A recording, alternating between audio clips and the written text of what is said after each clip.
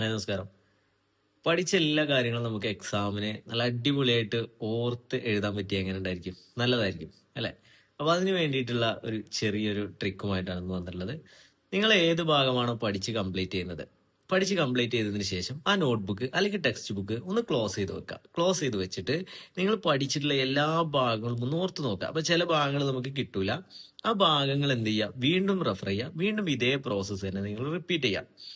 അപ്പൊ സത്യം പറഞ്ഞു കഴിഞ്ഞാല് നമ്മുടെ തലച്ചോറിനകത്ത് ന്യൂറോണുകൾ തമ്മിലുള്ള ബോണ്ട് സ്ട്രോങ്ങർ ആവുകയും നമുക്ക് കൂടുതൽ അത് ഓർമ്മിച്ചിരിക്കാനായിട്ട് കഴിയും. എക്സാമിന് നമ്മൾ പഠിച്ച എല്ലാ ഭാഗങ്ങളും വിട്ടു പോകാണ്ട് തന്നെ നമുക്ക് ഓർത്തെടുക്കാനും എഴുതി കൊടുക്കാനും പറ്റും.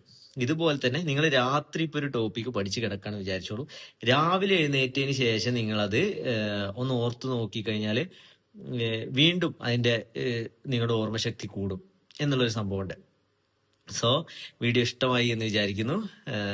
നിങ്ങൾ യൂട്യൂബിലാണ് കാണുന്നതെങ്കിൽ നമ്മളെ ചാനൽ സബ്സ്ക്രൈബ് ചെയ്യുക. ഇൻസ്റ്റഗ്രാമിലാണ് നിങ്ങൾ കാണുന്നതെങ്കിൽ നമ്മൾ ഫോളോ ചെയ്യുക. വീണ്ടും അടുത്തൊരു സ്റ്റഡി ടിപ്പുമായിട്ട് നെക്സ്റ്റ് വീഡിയോയിൽ കാണാം. താങ്ക്